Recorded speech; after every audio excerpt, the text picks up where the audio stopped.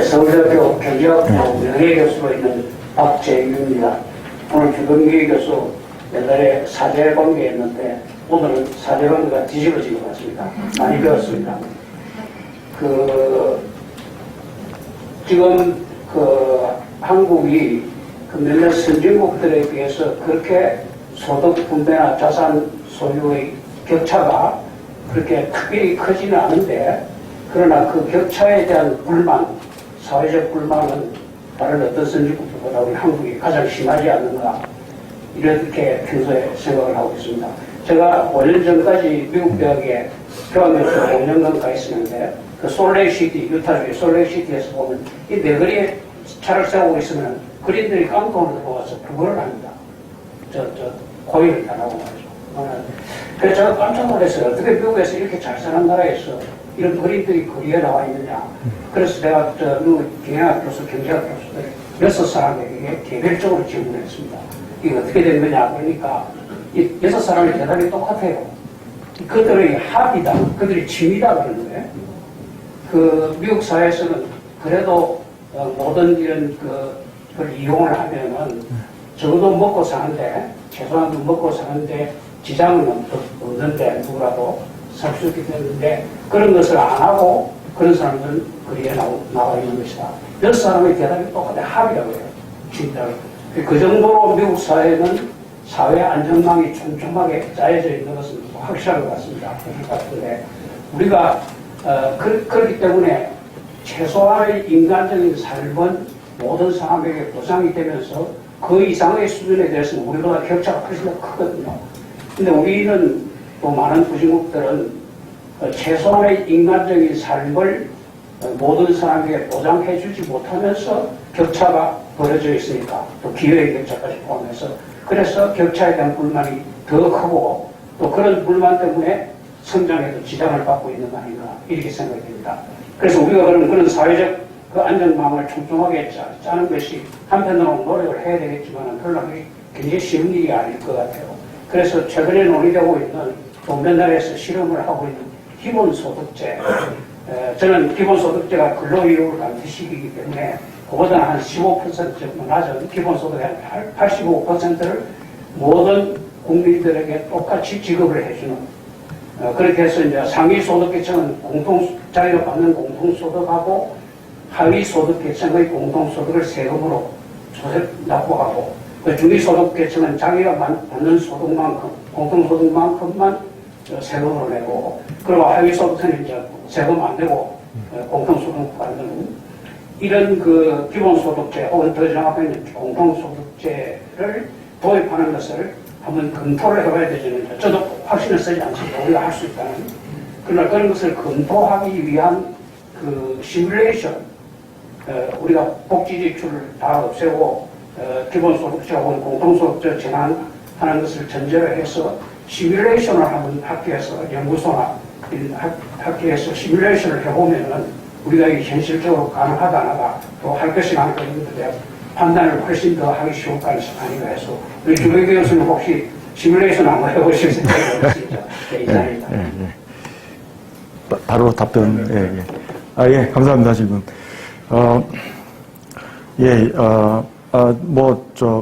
박재윤 교수님 말씀하셨듯이, 우리 사회가, 미국에 비해서, 중국에 비해서도 마찬가지고요. 훨씬 더 이제 불공정에 대한 톨러런스가, 낮은 사회라는 건, 공감합니다. 우리 사회가, 특히 기회불평등 같은 경우에는, 아주 사소한 이슈인데도 어떤 사회 지도자가 어떤 불공정한 이슈가 발생하면은 엄청난 분노의 수준이라는 게 엄청난 것 같습니다. 그래서 최근 우리가 몇 가지 이제 경험들을 통해서 저도 상당히 놀랄 때가 많습니다. 그럼 충분히 공감하고요. 그 얘기는 결국 이제 우리나라가 이제 이 불평등의 사회적 비효율을 줄이려면 정부의 어떤 불공정을 이제 막는 정부의 역할이 그만큼 더 중요할 수밖에 없고요. 그다음에 기본소득 관련해서는 이제 최근에 그런 시뮬레이션을 실제로 하신 분들이 계시고요. 하신 분들 계시고, 그분들 말씀에 따르면, 그분들 중에 이제 제가 본 자료는 1인당 연간 600만 원의 기본소득을 주는 그 시뮬레이션을 하신 분들이 계세요. 그러니까 4인 가구로 하면은, 64, 24, 2,400만 원을 연간 받는 거죠. 기본소득으로. 그 시뮬레이션에 따르면 이제 그 증세를 해야 되고요. 증세를 해야 되고요. 세금이 많아져야겠죠, 당연히. 기본소득을 이제 제공하려면. 그런데 이제 증세를 했을 때, 증세하기 전과 비교했을 때 더, 이익을 보는, 사람들의 비율이 훨씬 높다.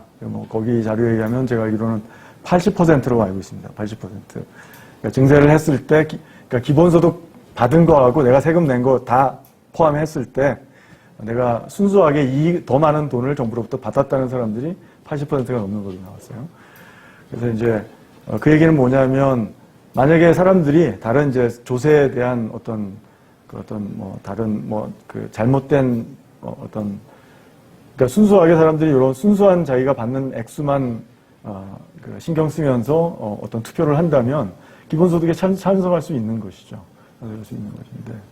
근데 저는 이제 개인적으로는 지금 우리 사회가 우리가 아무리 기본소득을 도입한다고 하더라도 국가가 해야 할 기본적 이제 어떤 공공 서비스를 제공한다든지 어떤 사회적 인프라라든지 어떤 교육, 헬스, 건강 이런 것까지 전부 다 시장에 맡기는 것은 굉장히 위험할 수 있거든요. 그렇기 때문에 이런 이제 국가의 기능이 우리나라 같은 경우는 아직까지 다른 선진국에 비해서 부족하기 때문에 이런 것을 포기하면서 과연 기본소득을 위해서 기본소득을 도입하는 것이 적절한지에 대해서는 전 개인적으로는 이제 여기 뭐 찬반 양론이 많은데요.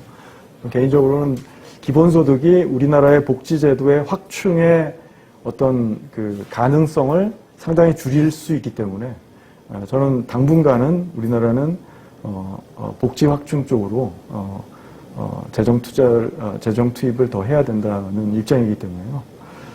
저는 그런 생각을 하고 있습니다. 예. 근데 뭐 장기적으로는 우리가 산업 구조가 바뀌고 우리가 노동 시장이 과거와 다르게 어쩌면 이제 AI 기술이라든지 4차 산업혁명이 계속 진행되다 보면은 어떻게 보면 지금과는 완전히 다른 노동 시장이 발생할 수 있습니다. 사람들이 풀타임 잡보다는 파타임 잡을 중심으로 해서 일을 할 수도 있고 일할 곳이 없을 수도 있습니다. 없을 수도 있고요. 그렇다면 그런 사회에서 과연 안정적인 소득을 확보하기가 어렵거든요. 그리고 전통적인 노동 고용복지 시스템도 작동하기가 어렵습니다. 왜냐하면 너무 많은 사람이 자주 실업이 된다면은 전통적 고용복지도 잘 작동할 수 없고 그런 경우는 우리가 새로운 복지 시스템으로 전환할 필요가 있을 것 같고요. 아마 지금 기본소득 논의가 이렇게 활성화된 이유 중에 하나가 바로 그런 기술 변화에 대한 관심이라고 생각합니다. 네, 다음 질문. 네.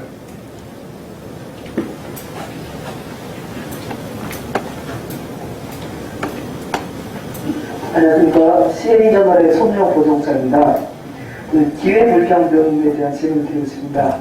그래서 교육기회불평등에 대해서 질문을 드리고 싶은데 부모의 사회적 배경이 하위 30%일 때 학생이 잠재력과 노력이 뛰어나도 명문대 진학에 실패할 확률 개천용 기회불평등은 70% 육박한다고 하셨습니다. 이 뛰어난 잠재력을 가진 학생이 시간이 지나면 결국 그 잠재력을 가진 학생을 낳은 부모가 될 수가 있고 결국 오래 살아가야 되는데 이런 뛰어난 잠재력을 가졌던 학생이었던 사람이 사회에서 생활을 하면서 많은 배움이 있었을 것입니다. 이런 나이가 든 사람들한테 늦게나마 기회불평등, 교육 기회불평등 해소할 수 있는 방법이 있다면 어떤 게 있을지 들어보고 싶습니다. 예, 어려운 질문인데요. 그러니까 그렇게 되려면 그 학생 언제든지 교육을 받을 수 있게 해줘야 되고요. 그럼 이제 평생 교육이 훨씬 더 지금보다 보편적으로 접근 가능해야 한 사회가 돼야 될 것 같고요. 그런 교육을 통해서 그 새로운 창업이라든지 어떤 자기 직업 전환 같은 것들이 지금보다 훨씬 자유롭고 훨씬 더 좋은 전망을 가지고서 이루어질 수 있어야 될 것 같습니다. 근데 예, 그리고 뭐 금융을 통해서 금융이 굉장히 중요하죠. 창업이라든지 어떤 새로운 경제적인 어떤 기회를 확보하는 데 있어서 이런 분들이 창업할 수 있고 뭐 실패했더라도 재창업할 수 있는 그런 좀 포용적 금융 시스템이 있어야만 이런 사람들이 재기할 수 있는 기회가 있다고 생각하고요. 예. 그리고 예, 뭐 지금 제가 그 정도 답변할 수 있을 것 같습니다. 네. 다른 분. 네, 거기 먼저 다음 드리겠습니다. 감사합니다. 저는 서울대 7학번이고요. 물리학과 졸업생입니다. 그리고 요즘 지금 하는 일은 번역회사에서 원본 기술 번역이라고 거기서 이제 업무를 있는데요. 제가 방금 이제 과학을 하셨다가 이렇게 하는데 요즘 제가 이 경제에 대해서 좀 상당히 관심을 갖고 있는데 굉장히 어렵거든요. 근데 좀 지적해야 될 게 제가 지적했지만 이런 통계 자료 같은 거는 굉장히 쓰면 위험하거든요.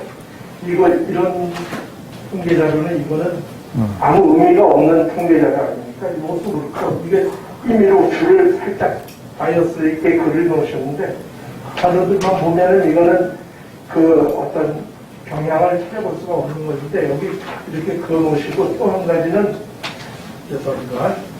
기회 불평등 지수의 부분에 완전 기회 평등 그래가지고 0이라고 나오셨는데 이거는 완전 기회 평등이 아니고 최하위 배경을 가진 사람들이 모두 다 100% 이 사람들이 성공하는 확률을 말씀하시는 거 아닙니까? 그러면 굉장히 불평등한 거죠. 예를 들어서 북한에서 무슨 노동자 그런 계층 사람들이 다 100% 고위직에 올라가가지고 성공하는 예입니까? 이거는 완전 기회평등이라기보다는 하위층을 철저하게 봐주는 그런 정도 같아서 좀 이거는 문제가 있다고 보여요. 제가 질문하고 싶은 얘기하겠습니다. 아까 한국이 그 낮은 불평등 지수를 가지고 있어서 높은 경제 성장을 한다.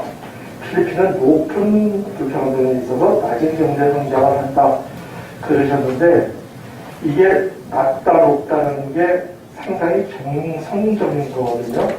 정량적인 게 아니기 때문에 혹시 이런 정량적인 데이터 같은 것이 우리 경제학자들 가운데는 있으신지 그래가지고 예를 들어 몇 %의 지금 제가 볼 때 완전 평등 사회는 사회주의 사회거든요. 그거는 이미 우리가 실패했다는 걸 다 알고 있기 때문에 어느 정도 불평등은 존재해야 되는데 어느 정도까지가 제일 좀 바람직한 그런 불평등이 있으냐. 그런 거예요. 그런 분들을 경제학자들이 제시를 해야 정치하시는 분들이 요 정도에서 맞춰야 되겠다. 아까 무슨 기본소득 그런 것들도 그런 어떤 인덱스가 나와야 거기에 맞춰서 이제 뭔가 시도를 하고 그러지 않겠습니까? 그래서 혹시 그런 것이 시도가 되고 있는지. 예, 알겠습니다. 아까 개천적 기회불평등 지수는, 그러니까 이 지수값이 0이라는 거는 아까 지금 말씀하셨듯이, 열악한 환경에 있는 사람들은 모두 출세하면 개천형 지수값이 마이너스가 됩니다. 마이너스. 그리고 0이라는 거는 이제, 열악한 가구의 비율만큼 성공한 사람들도 존재한다라는 뜻이고요. 네. 전체 Q가 전체 개수고 근데 N이 그보다 커질 수는 없죠. 전체 중에서 마이너스가 되는데 그건 아니죠. 여기 저 위에 줄에 보시면은 그건 비율이에요. Q는 전체가 아니고 전체 집단에서 최하위 배경을 가진 사람들의 비율. 그러니까 거기에서 10%다 그러면 10%고 그렇죠. 그래서 또 전체 10% 이런 얘기 아니에요. 그렇죠. 그러니까 성공한 사람들 중에서도 10%고, 그죠? 가난한 집 출신이, 그리고 가난한 집이 전체 집단에서 10%고. 그러니까 그 얘기는 가난하더라도 성공할 기회는 다른 가구 배경만큼 존재한다 그런 뜻이고요. 그 다음에 아까 말씀드린 그건 이제 정말 노동 계급만 뭐 출세하는 뭐 그런 공산주의 사회가 있으면 그런 사회는 개천형 기회 불평등가 많이 났습니다. 그 다음에 그 필리핀이나 이런 건 주로 이제 지니 계수 같은 것을 사용하죠. 불평등도를 비교할 때는. 그리고 남미 같은 경우는 워낙 잘 알려져 있기 때문에 여기 수치를 제공하지 않은 거고요. 그리고 그 다음에 첫 번째 질문이 뭐였죠? 죄송합니다. 첫 번째 질문이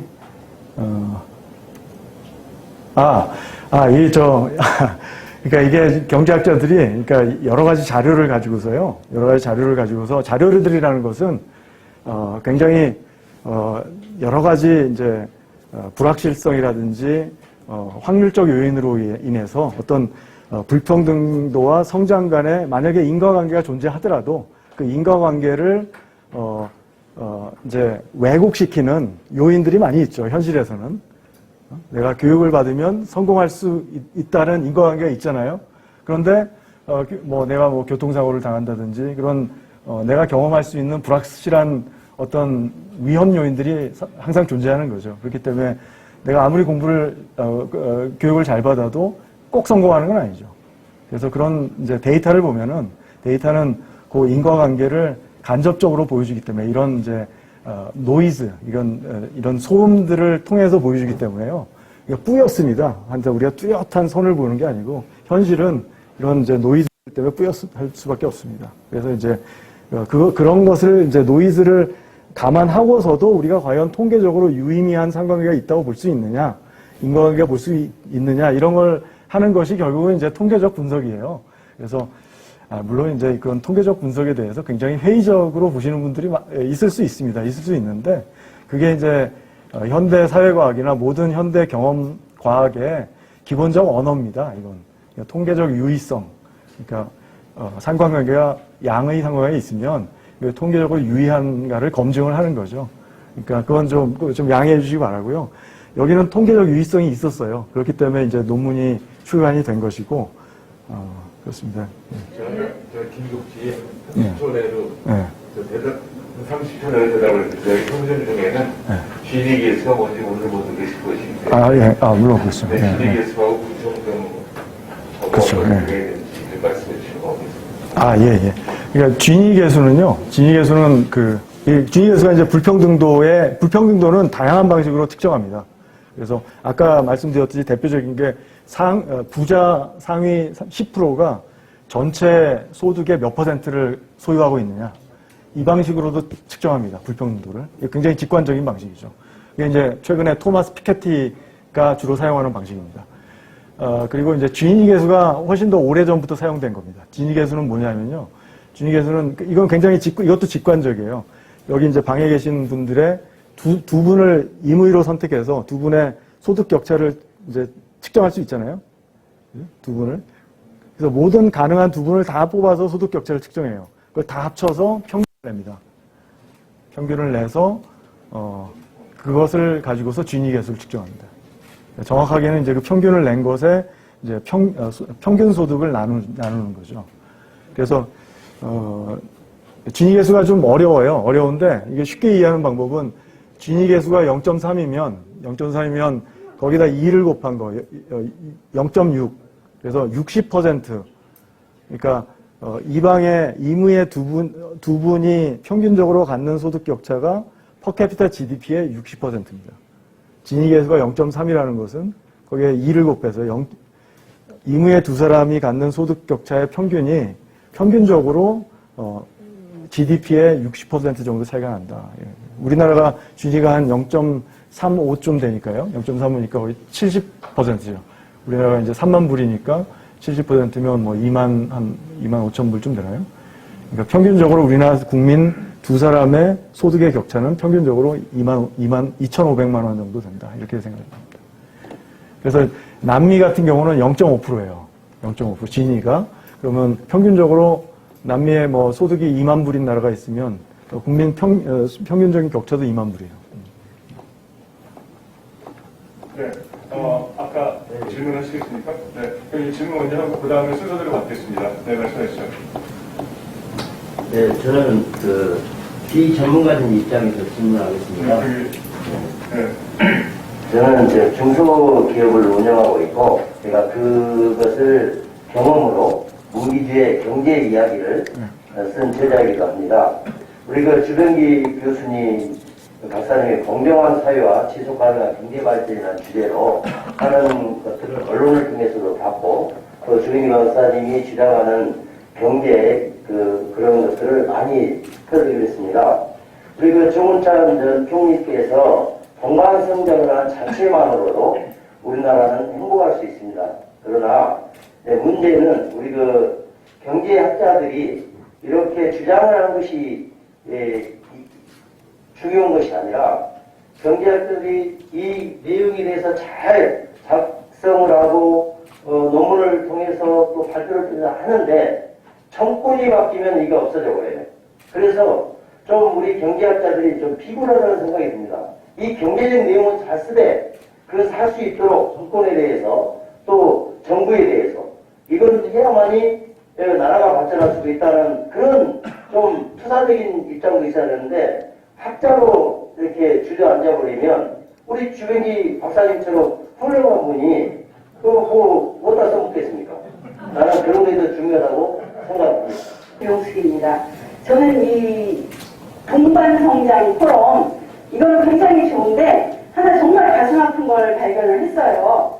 소득계층 하위 가구 출신이 아무리 뛰어나도 실패할 확률이 40%나 된다.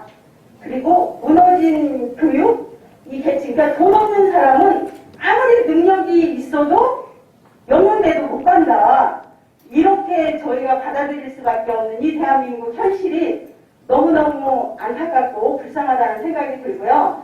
그 다음에 이제 이 무너진 교육계층의 사다리 복원을 하겠다. 그러면 어떻게 해야 되느냐? 그러니까 보면 계층별 다양성을 평가하고라는 게 있어요.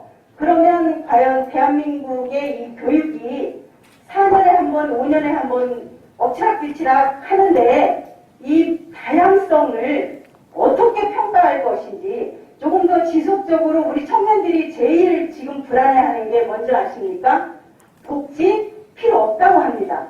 무엇이 필요하느냐? 일자리가 필요하다고 합니다. 그들은 우리의 허리에 해당하는 사람들이에요. 근데 그들이 복지도 마다하고 일자리를 갈구하고 있고 이 보고서에 보면 정말 없는 사람은 출세할 수도 없다. 이런 얘기를 들었을 때 너무 안타까운데 제가 부탁드리고 싶은 거는 교육이 불평등을 해소하기 위해서 평가를 어떻게 할 것인지 조금 더 다양성을 가지고 접근했으면 좋겠고 그 다양성이 3년에 한 번, 4년에 한 번 바뀌지 않고 길게 100년을 바라볼 수 있는 대한민국의 교육으로 발전할 수 있도록 좋은 연구해서 저희들한테까지 내려주셨으면 하고 부탁드리고 싶습니다. 감사합니다.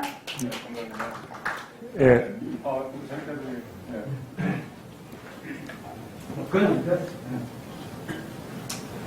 네, 우리 최 교수님 오늘 말씀 참 잘 들었고요. 이 불평등의 원인과 또 그 해법에 대해서 그냥 뭐 말씀으로만이 아니라 구체적인 자료에 뒷받침을 따서 말씀을 잘 들었는데요. 그러나 제가 전체적으로 느끼는 소감은 이 평균의 차라였어. 또 통계가 가져오는 사실은 사실이 아닌 이런 점은 상당히 느낍니다. 그 중에요, 교육 계층 사다리 복원 아니십니까? 이 저소득층은 좋은 대학을 못 가니까 이런 걸 극복하기 위한 방안으로 소득 계층별로 고르게 선발되도록 입학생을 계층별 다양성을 평가하고 이렇게 말씀하셨거든요. 우리가 교육 사다리가 무너졌다고 하는 것은 저소득층 전체의 문제이지 저소득층 가운데 어쩌다 공부 잘해가지고 1, 2대 간 사람, 입학한 사람이 있다고 했어. 그럼 그 간 사람은 뭐 어쨌든지 기회를 잡았다고 할 수 있지만 그것이 저소득층 전체의 문제를 해결하는 길은 아니지 않을까 하는 이런 생각이 드는데 이에 대해서 어떻습니까? 예, 감사합니다. 예. 지금 저 뒤에 아니, 저기 제가 기억을 못할 것 같은데. 질문을 좀 드릴 것 같습니다. 네. 네, 간단하게 답하고 해야 될 거예요. 예. 첫 번째 질문은 교수가 잘하는 게 있고 못하는 게 있는 것 같습니다. 근데 교수는 이제 사회 현실에 뭐가 문제 있고 이런 것들을 좀 과학적으로 분석하고 그걸 문제를 알려주는 역할을 할 수 있을 것 같고요. 그거를 이제 교수가 모든 걸 잘할 수는 없을 것 같고요. 좀 교수들에게 이런 정보를 가지고서 행동에 옮겨줄 수 있는 그런 정치인들의 역할이 필요하죠. 그리고 이제 너무 비관적으로 올 필요는 없습니다. 우리나라가 지금 이제 보수 진보를 떠나서 전반적으로 이 사회복지의 중요성에 대해서는 공감대가 넓혀지고 있는 현실이에요.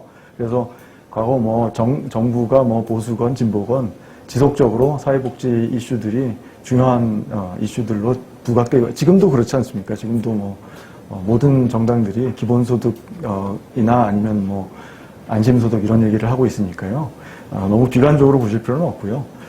그 다음에 두 번째 말씀하신 분께서 이제 교육계의 불평등.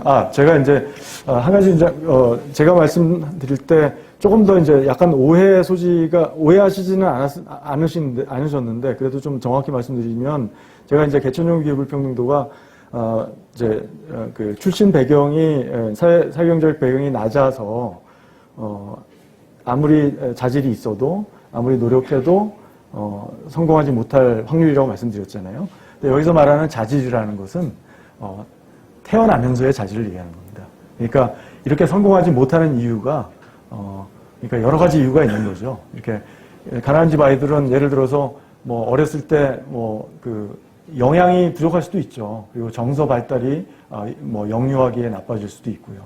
그리고 초등학교 교육 때 좀 제대로 교육을 못 받았을 수도 있고요. 아니면 중고등학교 때 입시 교육을 제대로 못 받았을 수도 있고 여러 가지 그러니까 태어나면서부터 성장까지 다양한 원인들을 다 그 안에 넣은 겁니다.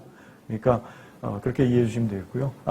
그렇게 이해하셨을 거라고 생각하고 그래서 가난한 집에 그러니까 사실 가난한 집이건 부잣집이건 아인슈타인이나 빌 게이츠가 부잣집에만 있는 거 아니잖아요. 실제로 모든 사회경제적 배경과 독립적으로 다양하게 천재들이 분포하고 있거든요. 현실에는 유전자가 좋아서 머리가 좋다. 이거는 이제 실제로 연구를 해보면요, 효과는 굉장히 낮습니다. 효과는 굉장히 낮아서 유전자 때문에 이 사람이 성공했다라는 것을 설명하는 것은 무의미할 정도로 낮은 것으로서 이미 생물학적인 연구에서 나왔고 상관관계가 있어요. 아주 조금 있어요. 조금 있는데 무시할 정도라는 얘기고요. 그러니까 하여튼 제가 말씀드린 기회불평등은 태어나서 좋은 자질을 가지고 태어난 사람이 있잖아요. 그게 똑같을 수도 있어요. 사람들이. 근데 이제 그것을 이제 발현하는 과정에서 가구 환경 때문에 발현이 안 될 수도 있는 것이죠. 그 다음에 세 번째 질문에 대해서는 그러니까 물론 이제 제가 말씀드린 건 기회불평등이고 누구든지 내가 성공할 수 있는 희망이 있어야 한다는 얘기고요. 그런 희망이 있는 사람들이 많아지면 지금 아까 말씀하셨던 그런 좀 사회에 사회 경제 열악한 처지에 있는 분들의 희망이 있고 그 사회가 성공할 수 있는 희망을 모든 계층에 똑같이 보장하고 가난한 사람들도 성공할 수 있는 사회에서는 그만큼 가난한 사람들의 사회경제적 지위도 높아질 뿐만 아니라 그 사람들의 권리도 높아질 수밖에 없다고 생각합니다. 네, 안녕하십니까. 저는 ESG 경제연구소 이태호라고 하는데요. 우리 교수님 발표가 굉장히 좋은 게 실질적으로 분석을 해서 굉장히 좋은 것 같습니다. 그런데 이제 이 평등 이론을 보면 평등은 기회의 평등이 있고 이제 결과의 평등이 있어요. 근데 기회평등이 결과가 불공정한 사회에서는 기회평등이 작동 안 한다는 거죠. 왜냐하면 이제 출발선이 다르기 때문에 어차피 그 기회를 같이 준다고 해도 그 기회를 잡을 수 없다는 거잖아요. 그래서 그렇게 따지면 결국 결과의 평등을 굉장히 중요해진 이슈가 되는데 그 결과의 평등을 따져보면 결국 그거는 자산이 달려 있거든요. 그러니까 자산이라고 말할 때 크게 말하면 부동산하고 금융자산이 되겠죠. 그렇다면 우리가 결국 평등한 사회, 정의로운 사회를 가려면 이 자산의 불평등 문제를 해결해야 되는데 거기에 대해서는 어떻게 생각하시나 여쭙고 싶습니다.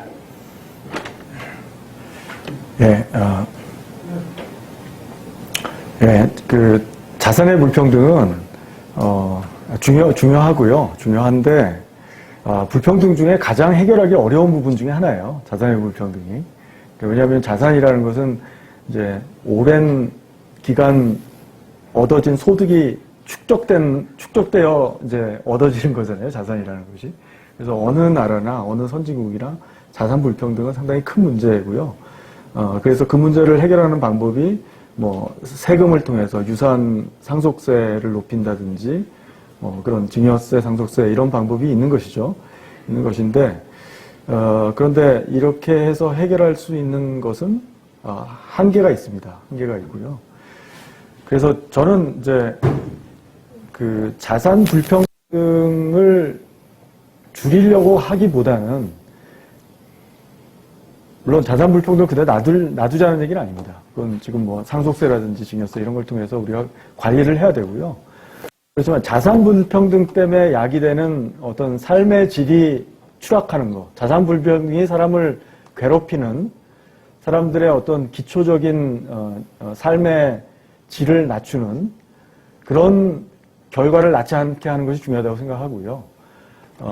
그것은 이제 결국 그러니까 부동산 가치, 그러니까 누구든지 주거 안정을 누릴 수 있게 어떤 부동산 시장이 관리된다면 자산 불평등이 심해도 예를 들어서 뭐 강남의 집값이 뭐 아주 올라가더라도 강남에는 못 살더라도 강남만큼 뭐 그 삶의 질에서는 못지않은 그런 지역에 주거할 수 있는 여건이 된다면 그건 뭐 그건 문제가 아니라고 생각하고요.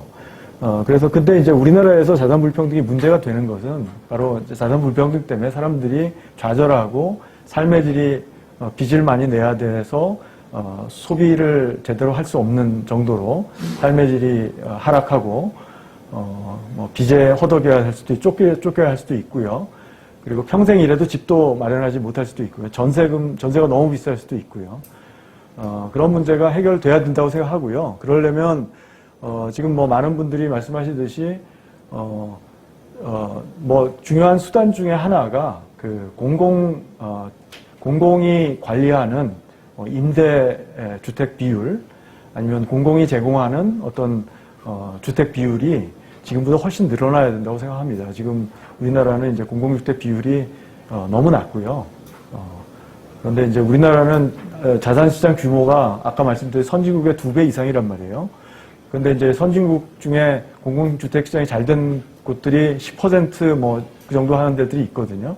근데 우리는 이제 거기에는 한참 미달이고요. 근데 우리는 10%보다 더 가야 된다고 생각합니다. 공공주택이 한 20% 정도 간다면 상당히 뭐 전세 시장이라든지 월세 시장 이런 시장이 훨씬 더 안정될 수 있고요.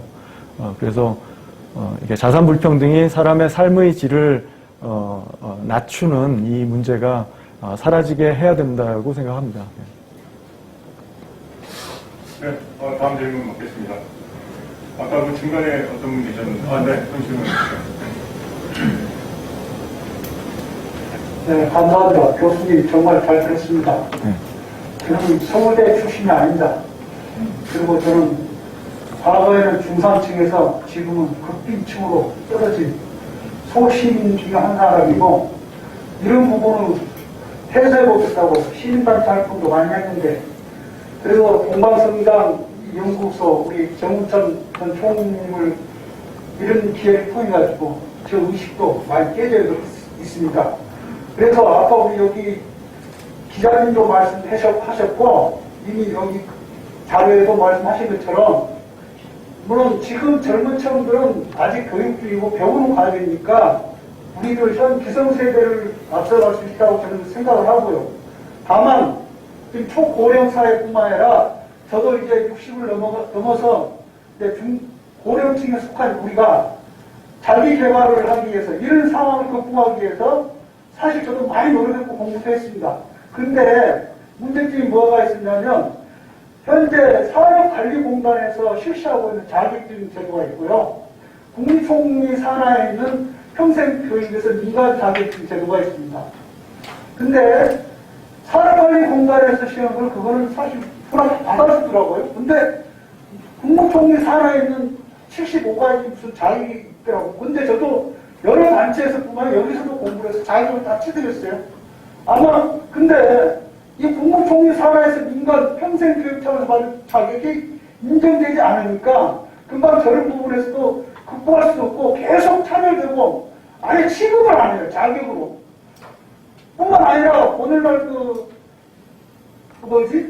노블리즈의 오블리즈 이런 제도도 사실 여기 계신 분 중에서 있을지 모르겠는데 사실 자기가 가졌다고 생각이 되면 물론 마음의 행복도 있습니다. 만족도 있는데 그런 분들이 스스로 이런 부분에 앞장섰으면 좋겠다 생각이 드는데 방금 앞에 질문한 산업관리 산하와 국무총리 산하에 있는 자격증 제도도 좀 공평성을 갖고 취업하는 분에 좀 활짝 열어줬으면 좋겠다.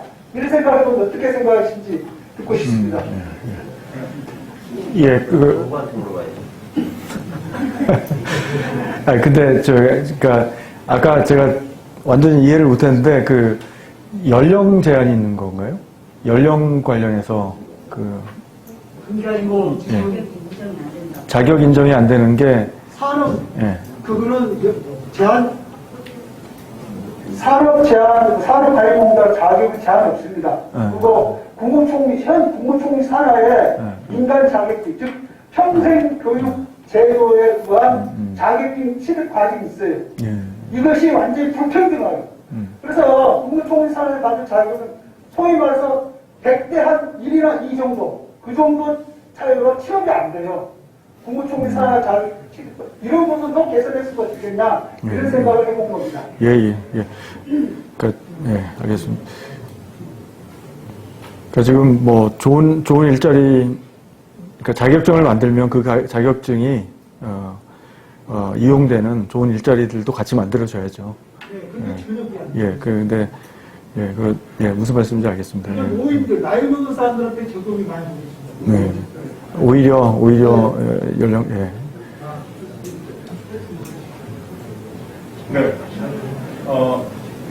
저기 뭐 뒤쪽에 아까 한 분 계셨죠? 잠시만요. 다른 분 혹시 없으세요? 네. 그럼 오늘 마지막 질문 받겠습니다. 네. 제가 따로 질문하려고 하는 게 아니고요. 아까 용대천 기선 제가 잘못 읽었네요. 그건 사과드리고요. 아니, 제가 아까 질문한 게 어떤 불평등이 완전히 없어져서는 사회가, 제가 물리학과 출신이라는데 이게 엔트로피라는 거거든요. 물리학에서는 엔트로피 증가의 법칙이라 가지고 엔트로피가 증가하면 할수록 평등해지는 거거든요. 힘으로 평등했을 상태가 죽음입니다. 죽음. 그러니까 아무것도 없는 거죠. 그러니까 어느 정도 엔트로피가 좀 작아야 이게 뭔가 활력이 생기는데, 그러면 너무 낮아도 안 되고 너무 높아도 안 되면 어느 정도가 제일 우리 경제계에서 좀 이렇게 내놓은 퀀티타티브한 그런 레벨이 있는가? 아까 질문하셨는데 제가 답을 안 했네요. 그러고 보니까. 그 굉장히 중요한 질문이신데요. 제가 이제 불평등 관련해서 발표하면은 아마 많이 나오는 질문이고요. 굉장히 어려운 질문이에요.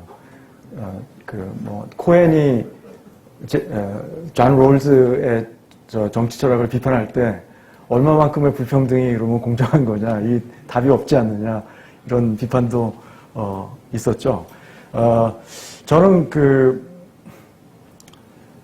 그 사례로 보면요. 사례로 보면 예를 들어서 독일 같은 사회를 보시면요. 미국 같은 사회와 독일 같은 사회를 한번 비교해 본다면 두 사회 다 저는 혁신적인 사회라고 생각합니다. 그런데 미국은 불평등도가 상당히 높은 사회예요. 그리고 물론 이제 높을 수밖에 없는 여러 가지 이유가 있는 거죠. 굉장히 연방제 국가고 이민자가 많은 사회고 이민자들이 저임금 노동시장을 이제 장악하고 어떻게 보면 이제 이민 노동자들을 착취라는 용어의 정확한 정의를 어떻게 내려야 될지 모르겠지만 뭐 어느 정도 격차가 너무 심하다는 의미로 생각하시면 이민 노동자들이 이제 상당히 이제 격차가 심하게 낮은 임금을 뭐 그런 이유가 있는 건데요. 그런데 그 독일 같은 사회도 상당히 혁신적으로 돌아간단 말이죠. 세율이 뭐 근로소득을 뭐 40% 이상을 세금으로 내는 사회란 말이죠. 미국은 20% 이하잖아요. 근데 40%를 세금을 내도 상당히 혁신적으로 잘 돌아가는 사회가 되기 때문에 저는 얼마만큼의 격차가 적정한 격차냐라는 질문에 대해 답은 굉장히 하나만 있는 게 아니고요. 상당히 넓은 영역의 답이 존재한다고 생각하고요. 그래서 이제 많은 사람들이 격차가 있어야지 노력할 인센티브도 있고 혁신할 인센티브가 있는 게 아니냐. 근데 저는 거기에 꼭 동의하지는 않습니다. 이렇게 40% 세금으로 가져가도 혁신할 인센티브는 충분히 있다고 생각하고요. 지금 이제 어떻게 보면은 현대 사회가 과거보다 혁신의 어떤 먹이가 엄청나게 큰 사회라고 볼 수 있어요. 우리가 혁신을 하면 우리가 획득할 수 있는 먹잇감이 막 엄청난 규모예요. 현대 사회는. 과거에 19세기, 20세기 초반을 보면은 혁신해봤자 우리가 얻을 수 있는 먹이는 별로 안 큽니다. 그런데 과연 현대가 과거보다 혁신이 더 활성화되어 있느냐? 저는 이제 항상 그 질문을 합니다. 저는. 그런데 저는 그 질문을 할 때마다 느끼는 거는 이게 우리가 이제 돈이 되는 아주 얄팍한 혁신들은 지금 많이 되는 것 같아요. 그런데 정말 인간의 진보를 가져오는 아주 펀더멘털한 아주 기본의 혁신은 오히려 19세기나 20세기 초반이 훨씬 더 활발했다고 생각해요. 근데 그때 혁신한 사람들은 돈 때문에 혁신한 게 아니고요. 상당히 순수한 아카데믹한 그런 동기로서 연구를 하고 실험을 하고 논문을 쓰고 그런 사람들이거든요. 그런데 지금 이 과학자들이 혁신을 해서 벌 수 있는 돈이 지금 어마어마합니다. 뭐 수조 원이에요. 서울대 같은 경우는 지금 10조에 달하는 가치가 있는 회사를 가진 분도 계시고요. 자기의 어떤 기술 가지고. 그런데 저는 지금이 과연 과거보다 이 인간의 정말 진보를 가져오는 혁신을 더 잘하느냐? 저는 아니라고 생각합니다. 그래서 저는 그 격차가 굳이 그렇게 아주 클 필요는 없다고 생각합니다. 구체적으로 예가 나와 있는 그런 제시한 학자들은 없나요?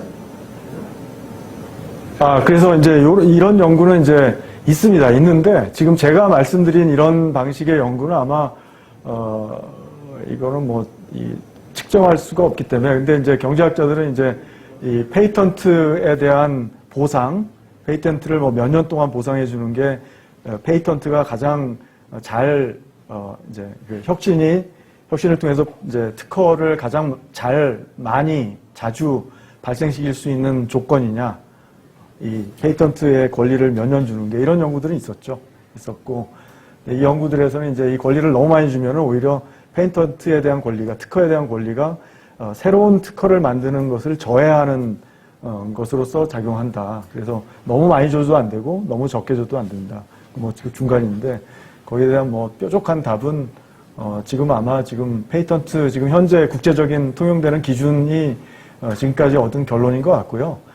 그 결론 중에서도 조금 더 이제 선진국이 유리한 결론인 것 같습니다. 그거보다는 좀 더 낮아도 그러니까 지금 또 과도하게 선진국이 유리한 권리를 주는 상황인 것 같습니다. 가장 최적인 상황보다. 네, 감사합니다.